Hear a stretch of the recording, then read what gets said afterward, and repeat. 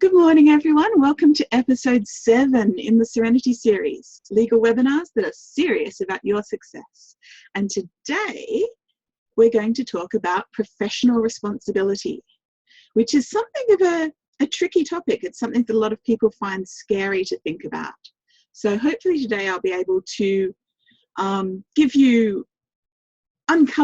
dig down into some of the fears that are around professional responsibility and show you ways that they can be really practically and sensibly dealt with, and how there is nothing to fear as so much as there is a challenge for us to become really aware about who and what we are as professionals, what it means to be a professional, and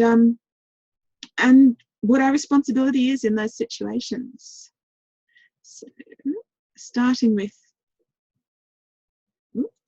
there we go, a little bit about me to start as usual. As you know, if you've been to one of my webinars before, I am a homeschooling mum. I've just popped my 4-year-old back into bed with her iPad, so hopefully she'll stay there for the duration. But if she makes an appearance, which is quite likely, then we'll just carry on regardless. And I know that you'll forgive the intrusion, because you, like me, are most probably a mum who understands the challenges of fully integrating your professional life and your family life. As a professional, I am a lawyer and I am a mediator, and they are both highly regulated professions which have very strict professional responsibility rules. And I know firsthand how much fear can gather around those rules. And so that gives me, I think, a bit of a perspective on this that may not be as strong for people in other professions. People who work in healthcare and in the medical profession are certainly going to understand what I mean. But for example, if you're in the graphics design or website designers and all of the, or alternative therapists, you may not have thought about professional responsibility to the same level of anguish that I've poured into it over the years. And I'm not saying that you haven't. You may well, because everybody who is in this entrepreneurial field is here with a passion, is here because they care about what they do, and they're bringing their heart and soul into their work. And regardless of whether the traditional world puts a professional label on them, I know that every single entrepreneur in the Lady Posse, in the wider group of entrepreneurs in which I travel, every single one of you is professional in the sense of the caring and attention to detail that you have around your work. So, the last of all, I am an entrepreneur, and this is where I really began to understand how I could make being a lawyer and a mediator really to make my professional responsibility become something that I love and that I am deeply committed to, rather than something that I fear and that's holding me back. And so that's some of the that's the grounding for the experiences I'm hoping to share with you today. So what we're going to do, here's a quick overview. What we're going to do is start by looking at disclaimers, and I've probably put this in the wrong order, because disclaimers should probably come after professional negligence at the end, so that I could reassure you and bring you back down, because professional negligence is the really scary bit. But we'll touch back up on them and loop back, so we'll come in a full circle. I want to set your understanding of disclaimers first, because this is the really practical and most useful part of the discussion today. And from a legal perspective, I mean, reflective practice is hugely useful and hugely important. But from the perspective of legal information and legal stuff that you can apply in your business right now, practically, the disclaimer is where to start. Reflective practice, I'm going to approach it from a risk management perspective, because that's where I come from. And I'm going to show you how awareness and curiosity around what it is that you do, where you do it, who you do it with, can really be the groundwork that the the foundations that underlie your practice, the actual things that you do that show you what systems and processes and procedures you need to have in place, that really help you understand where you are in this professional responsibility soup. And then finally, we're going to look at professional negligence.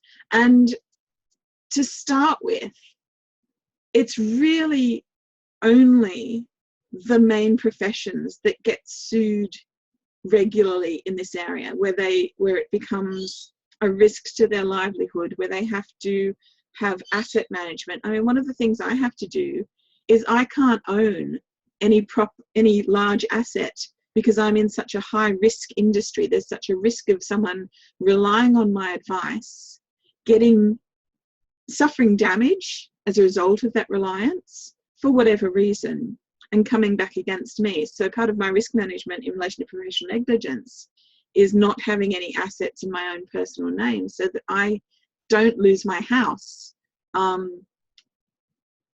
if something goes wrong. And that comes back to that whole fear stuff. And there was a time when I was absolutely paralyzed by this, where I thought, how can I write a contract which affects to regulate people's behavior for years in advance? You know, there's so much that could possibly go wrong in that time. And I'm going to hopefully share with you just how I've come to terms with the fact that all I can do, and it's through reflective practice that I've made these realizations, all I can do is do my best in the moment, be as aware as I can about who I am, who my clients are, and where the intersection between us lies, and how we interact with each other, and what the potential dangers are for them and for me, and how best to manage those dangers and put the systems and processes into place to ensure that I am fulfilling my vision of my professional responsibility, as well as the regulatory external requirements of professional responsibility. So moving on, what is a disclaimer? So traditional definition of a disclaimer is that a statement that denies something, especially responsibility. So you've probably seen those big disclaimers.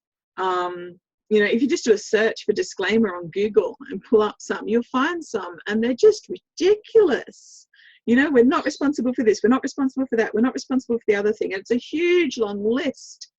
And it's the whole, and it's sort of, it's like they've sat down and they've imagined every single worst case scenario, and then they've tried to cover the field. It's all about fear and avoidance of liability. It's all about protecting their own asses.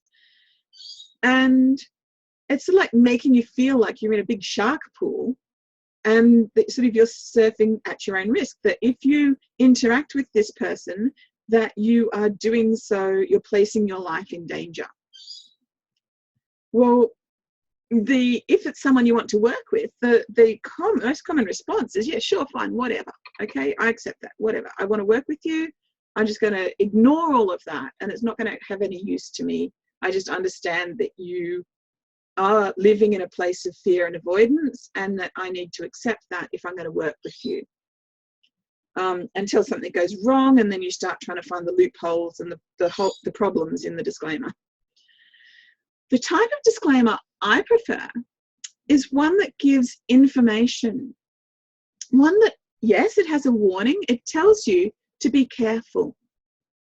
It tells you to take some responsibility for your own well-being. And then it gives you full disclosure, full information about why you need to watch out, what you need to be aware of, when you might need to take extra care.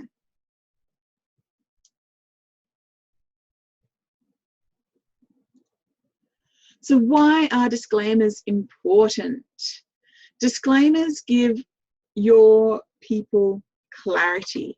They help them understand exactly what it is that you do and what it is that you don't do. They give them certainty, so that they give you certainty of knowing that everybody's on the same page. You can't protect yourself against people not reading them, people not using their common sense, random attacks of full moonitis. You know, people do stupid things.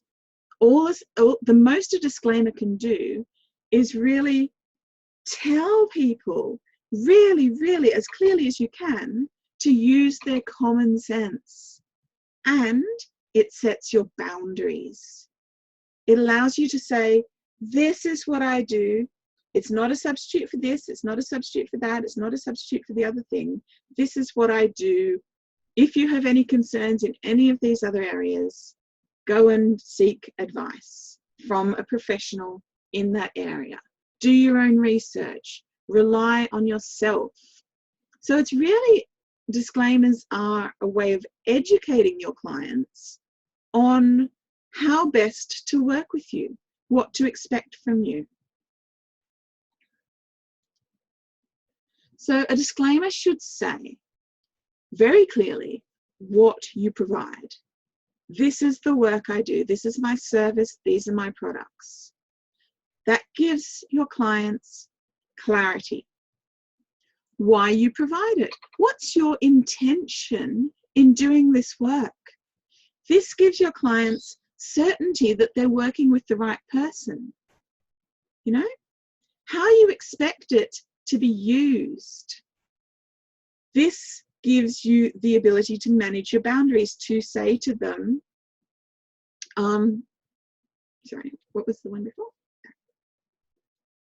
So consistency, yeah, how you expect it to be used is consistency.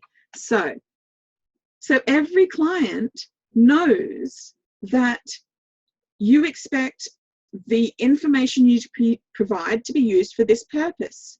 You expect this service that you provide to fulfill this need.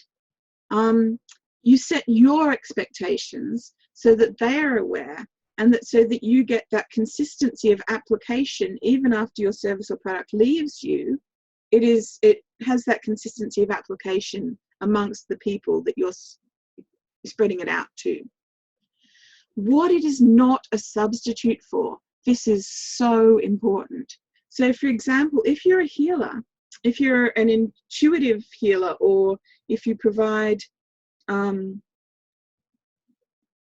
particular kind or brand of energetic healing, then you can say this is not a substitute for traditional medical imaging or treatment.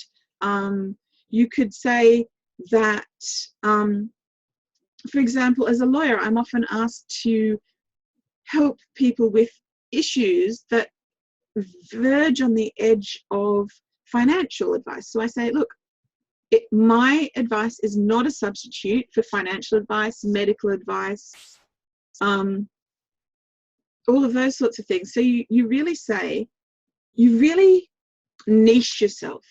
You really say, this is my niche, and everything outside this niche is not me.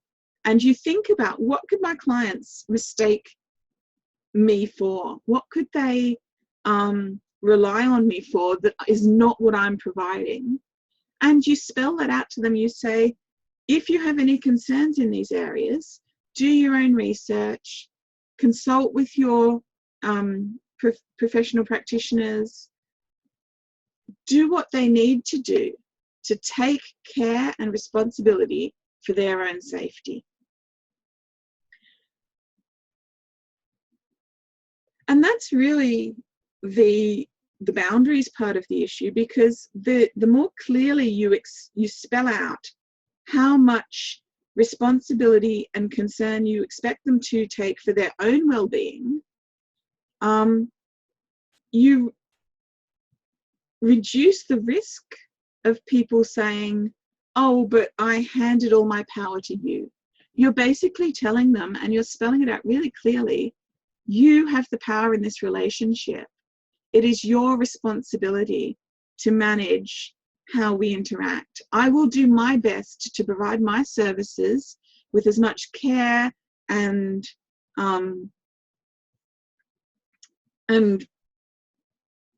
skill as I possibly can, but you can't just surrender yourself to me, unless you're in a position, a professional position, where that is required, where that surrendering of their power is necessary, such as when you're going under anesthetic for an operation. In those situations, they are surrendering your power to their power to you, and they have no choice. So you can see how there's a huge, wide scope here from people who, for example, and this may seem to have no application to you. For example, if you are a web designer, you might think, well, what application does this have to me? How would I expect my clients to take care of responsibility for my own safety? And it's going to be unique to your industry. You need to really look at what are the things that could go wrong. What is your client, where does your responsibility stop and your client's responsibility end? And no matter what profession, no matter what job you do, no matter what service or product you provide, there is always going to be a line where your responsibility ends and your client's responsibility begins. And that's what you need to think about and identify and set out clearly in your disclaimer. Oh, I didn't finish that slide. Okay, so where does the disclaimer go? Just really quickly, since the slide is wrong. A disclaimer goes anywhere you feel it's needed. Anywhere you feel you have concerns about your safety, anywhere you think there's potential for a client to misunderstand where the boundaries between your responsibility and their responsibility lie. So it would go in your website terms and conditions. I put disclaimers in all of my client agreements.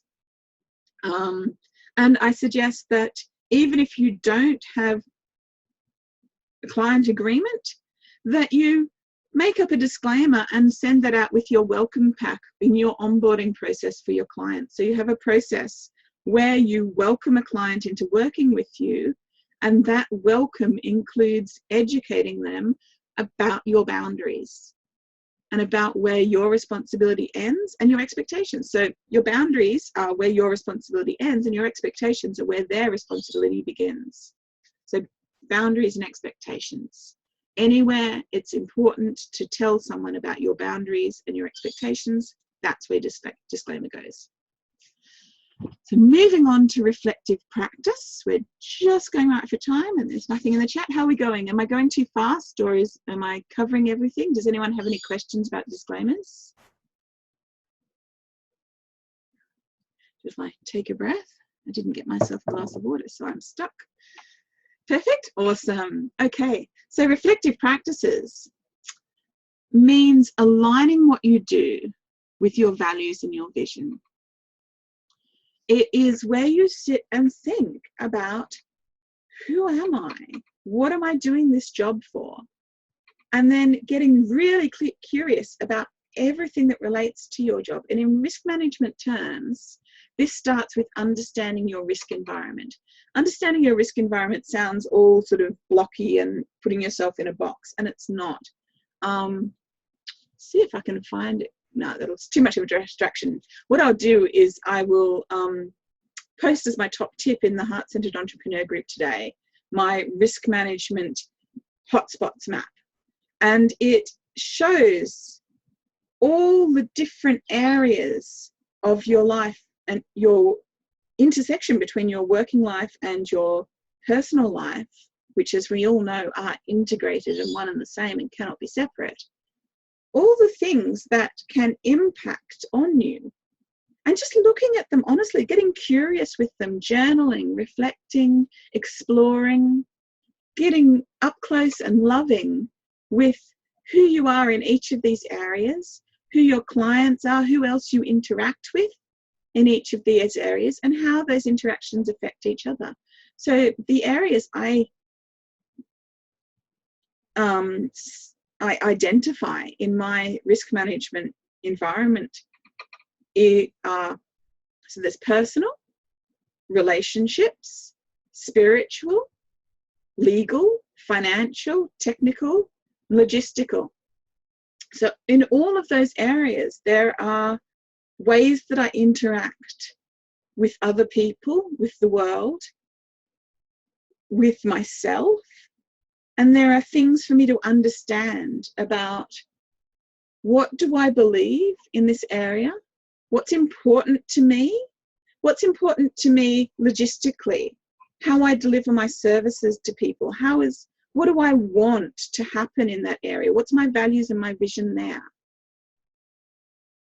What are the potential problems? Where are the gaps that things could fall through?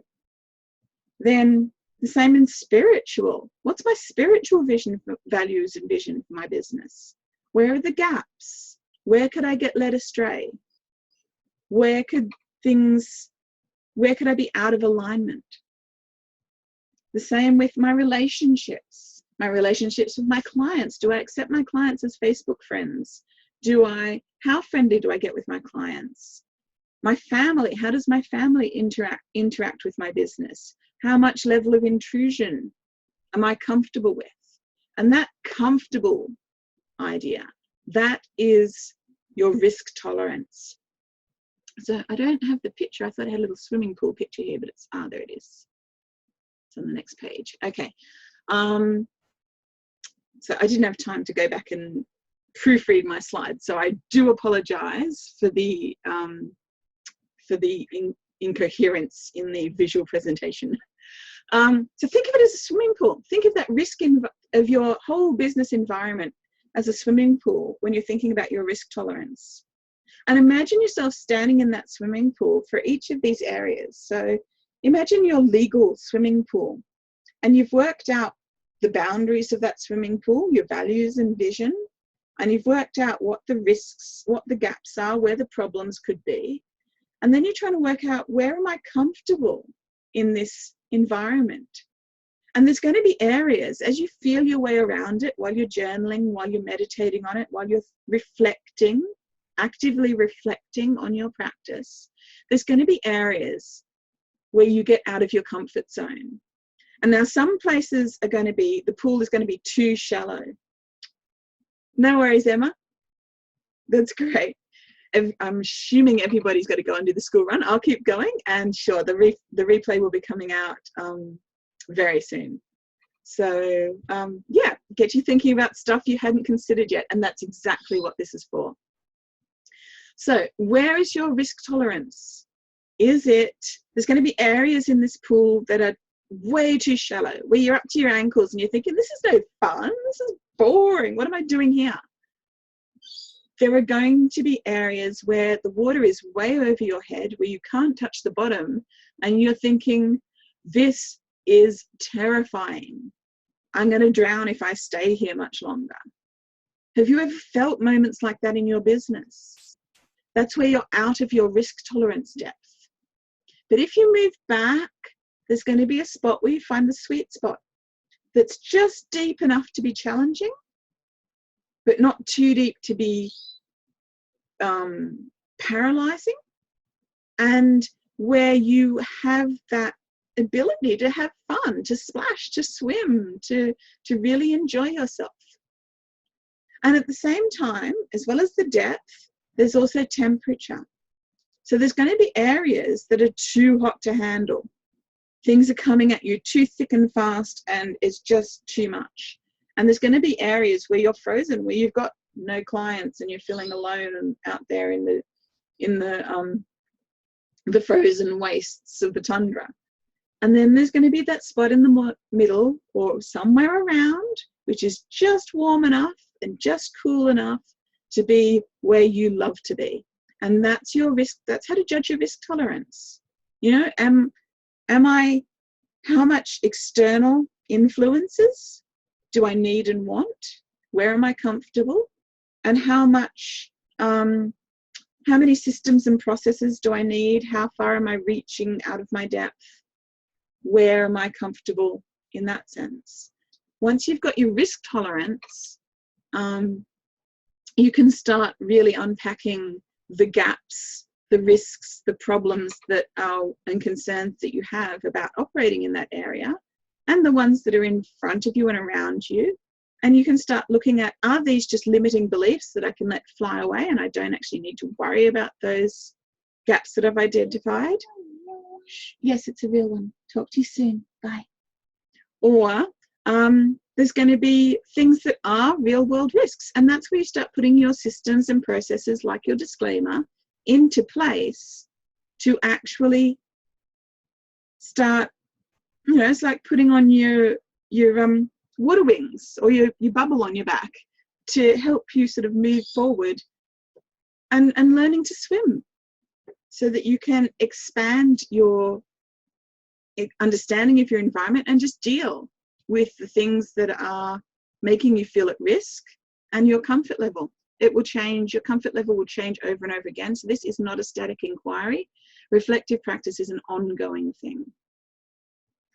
So reflective practice, here's a quote I found that I quite like, is critical and deliberate inquiry into professional practice, so into your working life, in order to gain a deeper understanding of yourself, others, and the meaning that is shared among individuals. So that's a large part of what your disclaimer is doing. It is creating a shared meaning, a meaning that you and your clients share, a shared understanding of the arena that you work in, of what you are and what you do.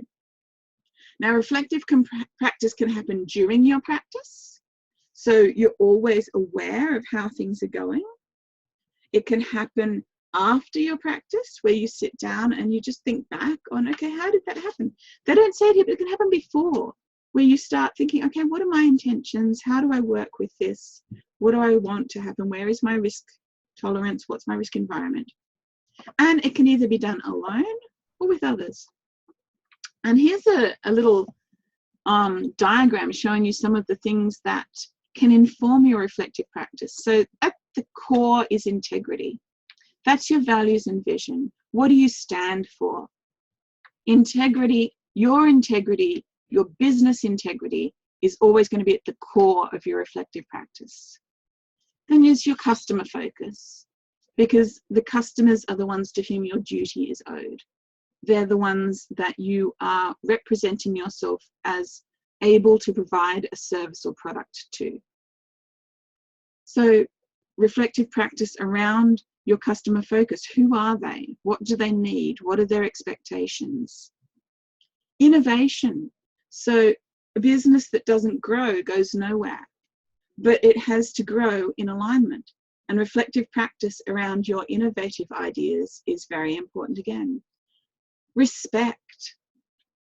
The respect that you expect from others, the respect that you deliver to others, and others not just in your client, respect for your family, respect for your suppliers, respect for your colleagues, respect for the people that you buy products and services at. It's all connected. It's all connected. So yeah, respect is another core value for you to get in alignment with.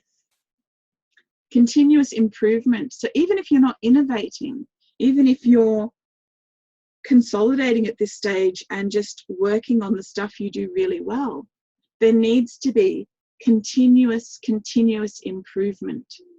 Mary, please.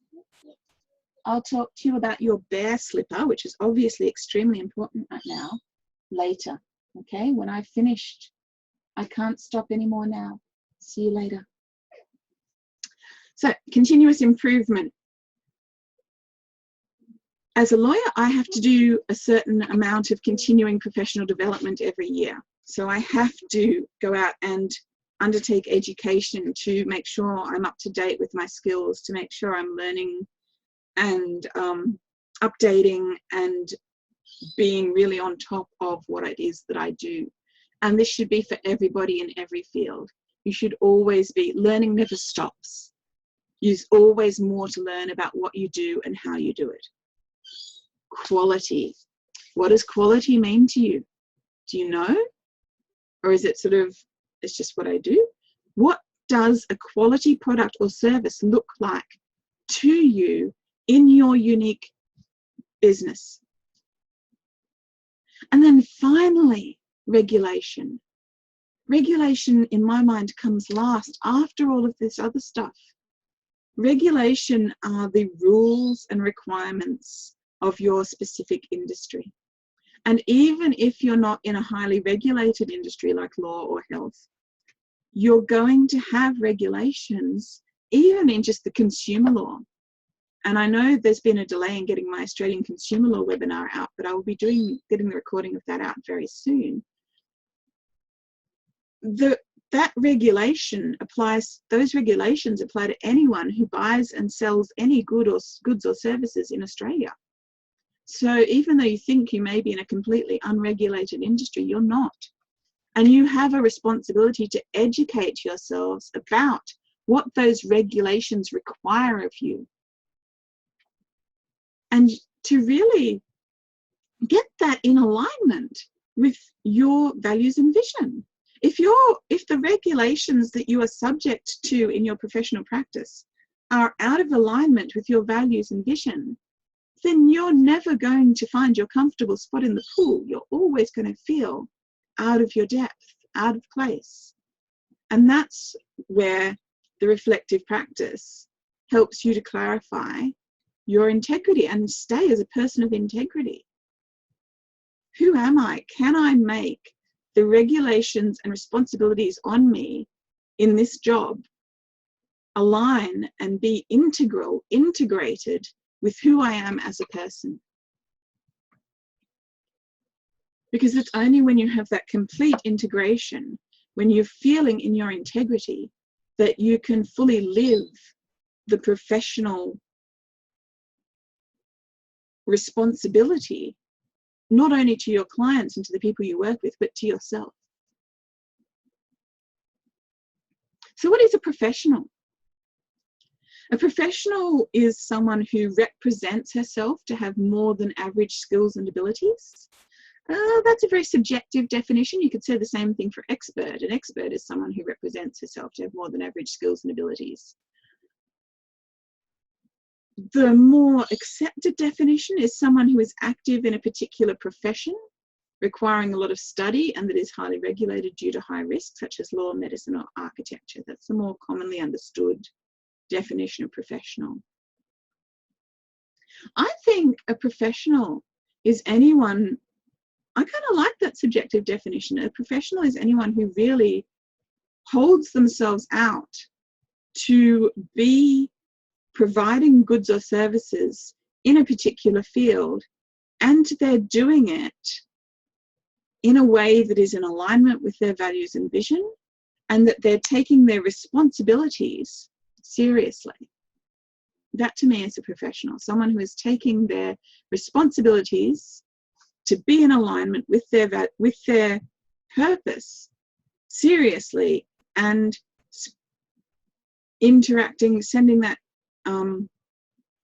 that purpose out into the world as a product or service.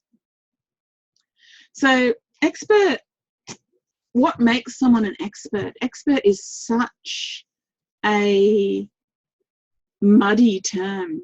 It's so subjective. When you give expert evidence in court, there's a whole list of things you have to satisfy. You have to be recognized in your field. You need to have published in peer-reviewed journals. You need to have your professional qualifications, be a member of a regulatory body before you can give expert evidence in court. In the entrepreneurial world, an expert is often seen as big-noting themselves. Someone who claims to be an expert, there's always that question of, do they have what's necessary to back that up? And that can carry with it a whole lot of subjective baggage. So people become hesitant to call themselves an expert, even if they do have the runs on the board, even if they do have the education, even if they do have all of the requirements to back it up, because the word expert, they begin, am I really worthy of that label? And it's just a label. So Another thing about expert is that expert implies that you have reached your destination, that you've been on your learning journey, you've been on your professional development, and you've made it. You are now the expert. You're up there on the pedestal. Worship me, I'm an expert. Whereas for most of us, that's not the reality. In fact, for all of us, I would hope, that's not the reality. The reality is that we're on a continuous learning, developmental journey where we're constantly refining our professional life, our professional responsibilities, our professional desires, our values, our vision. These are things that are constantly in a state of evolution. They're constantly changing. That's why reflective practice, it needs to be an ongoing, consistent, repetitive practice. Expert can also be used to evidence your competency and let people know about your zone of genius, you know, to really claim, I am competent in my zone of genius.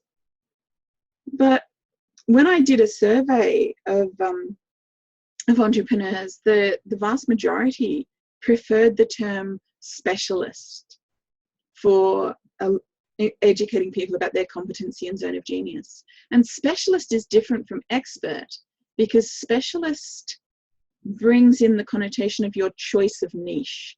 So it shows that while you're still on the journey, you have chosen to travel down a particular path that's an off branch of the main journey of your profession. So for example, if law was the professional journey, rather than being a legal expert at the end of the path, I am actually a contract and small business law specialist, which is a side branch of that law path. And while I'm still traveling with the law path, I have specialized in an area of it. I've niched myself. I've chosen an area that really aligns with my values and vision. And that constant refining of who you are as a specialist, what your specialty is, that again is not fixed in stone. It doesn't have that end of line feeling to it. Specialist is constantly in a state of refinement, constantly learning and growing and changing.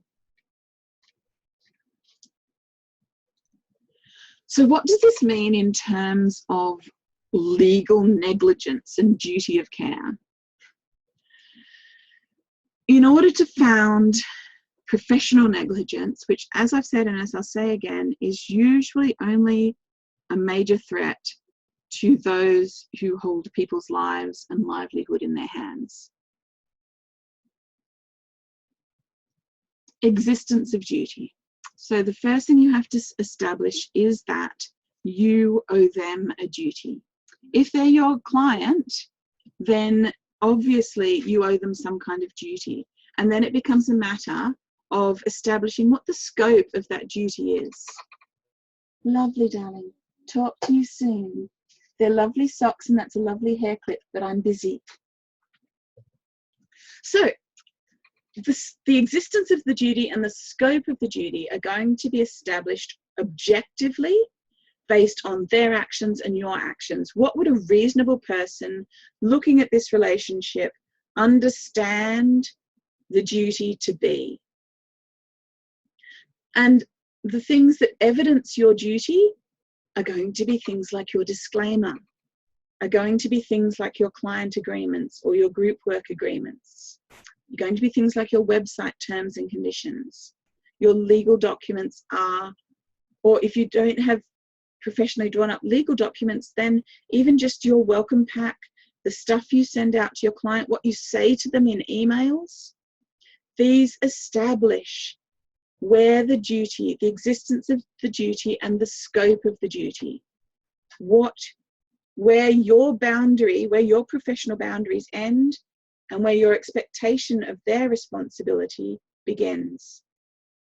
Your scope of your duty is here in your boundaries. Anything that you have explicitly said is their responsibility and that a reasonable person would understand and accept is their responsibility is outside your duty line. Unless you've done or said something which muddies the line, causes ambiguity, or crosses things over. So that's where clarity, consistency, certainty, common sense come back in. Now, for a normal person, for anybody on the street, for the basic business coach, artist, whatever, just two normal people on the street outside of a business relationship, a normal duty care is the standard expected of a reasonable person. Now, a professional duty of care is measured against best practice in your field. So it is objective within a subjective bubble. So, for example, a legal duty of care is based on best practice in the legal field. A website designer's duty of care is going to be measured against best practice in a field of web designers. A graphic designer's professional duty of care is measured against best practice in the field of graphic designers. So that's where reflective practice is really important in helping you identify what is best practice in your field. And remember, reflective practice can be done by yourself or with others. And this is a position, Marie, please, no more. Go and watch your video and I'll be with you shortly. 10 minutes. Thank you. So, measured against best practice in your field, reflective practice, groups, yes. Go out and talk to your colleagues. Even if it's just in a Facebook group, put out questions. What is best practice in this field that we share? What do you do? What do I do? Start a discussion. Reach out. Make friendships, form groups. Set your own standards by educating yourself and understanding what not just you think in your little bubble of integrity is best practice in this field. What does your clients think is best practice in your field? You know, what do your colleagues think? What do the associated professions that work with you think is best practice in your field? What does your family think is best practice in your field? Really just get curious, explore it, look at it from every single angle, and you will have your best chance of ensuring that what you do is in alignment with your duty. And you'll have a really good picture of what that duty is. And once you've got a good picture of that duty, you can put it in your risk management swimming pool and you can work out, where is my tolerance? Where am I? How does this duty of care feel to me? Do I feel like my current practices have me in a comfortable position in my duty of care swimming pool? Or is there something I need to change to get myself back out of the deep end, into water that's a bit warmer? Where do I need to tweak? What do I need to change to really make myself comfortable with my duty of care? And when you're comfortable with your duty of care, you're going to then meeting reasonable expectations in regard to it is going to be second nature, because it's going to be in alignment with your values and vision. And you're going to have the systems and processes in place that you need to maintain that alignment. So why do people who are selling their products and services in any field, but more especially in legal and medicine, why do they have this professional duty of care? Now, there's the higher duty of care on professionals because there's a higher level of reliance. It's a relationship of trust. And think about it, no matter what job you do, these concepts are important to you because your clients are coming to you and relying on you to do what you said you're going to do. They are trusting you with whatever their problem is, whatever their need is.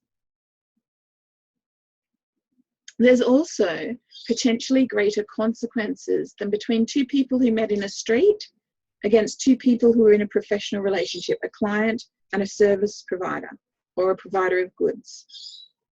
those consequences include physical damage. So think about, how could someone's physical well-being be impacted by what it is that I do?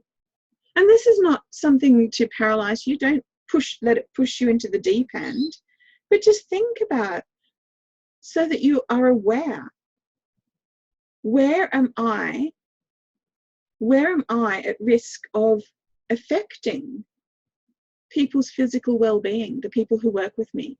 Where am I at risk of affecting their psychological well-being? Where and how am I affecting their economic well-being? What consequences could flow on if I fail in my duty, if I breach my duty? It's just a what if question. If I breached my duty, if I failed to deliver what I've said I'm going to deliver, or I deliver it in the wrong way, what could happen? What are the flow-on effects? How do they feel to me? If they feel catastrophic, then maybe I need to think about what systems or processes I need to put in place in my business to limit that catastrophe. So maybe I need to have a disclaimer that says, if you have any mental health concerns, my work is not a substitute for mental health treatment, and that if you have any mental health concerns, please seek appropriate assistance or talk to me so I can assist you. Give them back the responsibility. If it's a risk of their well-being, if their well-being, physical, psychological, economic well-being is at risk, then either work out what systems and processes you can put in place as a buffer against things going wrong and that damage occurring, or where you need to transfer the responsibility back to them so that they are taking care for their own well-being, and that they're aware that the risk exists. Don't hide it. Get it out there. Think about it. Don't hide it from yourself, first of all, and don't hide it from them. Give them the clarity and the certainty of knowing that you have thought this stuff through, that you care about their well-being, and that you are trying to protect them either by putting your processes in place or by asking them to take responsibility for it themselves and to be careful for their own sake. So do you need to be scared? No. No. Do you need to be aware? Absolutely. Absolutely. And if you're stuck in the scared situation, if what I've said to you has in any way made you feel that this is all too much, come and talk to me about it, okay? And we'll work through it and we'll get some perspective on it, because it's all just a matter of perspective. It's all just a matter of, all you can do is do your best in the moment.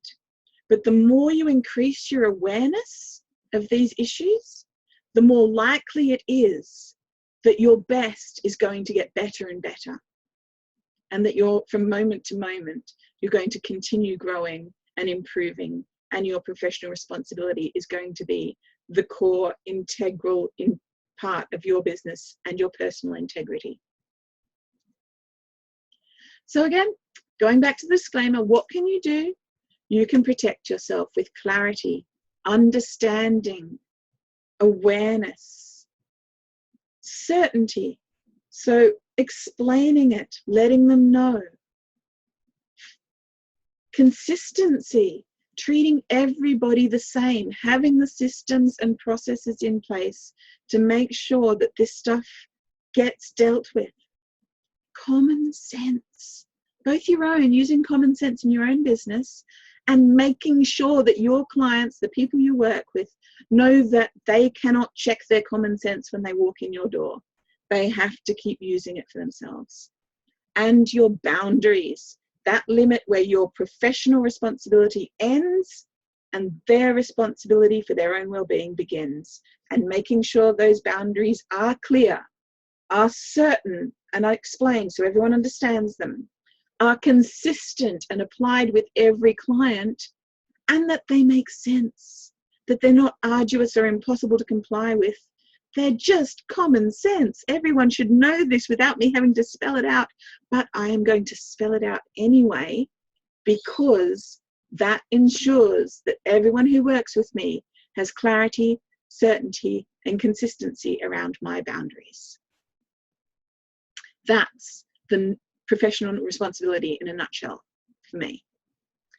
So ground, and all of this comes back to those solid foundations. You'll know, if you know me, you know that I see your business as a glorious castle in the air, and you're so busy putting up extra turrets and polishing the flagpoles and hanging the little pennants off and making sure it shines like some glorious mother of pearl rainbow iridescent masterpiece up there in the sky that is attracting clients from far and wide. But it needs those foundations. A castle in the air must have those solid foundations, and professional responsibility is an absolutely essential pillar that supports your castle. So Carl Sandburg is one of my favorite poets. I always love his line from one of his poems that poetry is the journal of a sea animal living on land, wanting to fly in the air. And this one is so relevant to what we've been talking about today. An expert is a damn fool a long way from home. How does that work? Well, how does it work? What does that mean to you? Maybe it's something to think about when you're doing your reflective practice. How am I being a damn fool a long way from home? Where am I claiming to be more than I'm not? Where are my systems and processes not supporting me? Where am I using the label of expert without what I need to back me up? Wear the mask of professional expertise. Wear your professional responsibility in whatever field you're in. You have professional responsibility. Wear it with care. And just be aware. So if you'd like to find out more, if this has been useful for you, if you have questions that I haven't answered, by all means, please join me in my Business Serenity Facebook group. I'm happy to answer any business legal question if you use the Ask Away tag. And I'm gathering together a group of amazing business savvy, experienced women who are specialists in their own fields, who also weigh in and provide opinions, and we work together, and it's a really collaborative, supportive environment.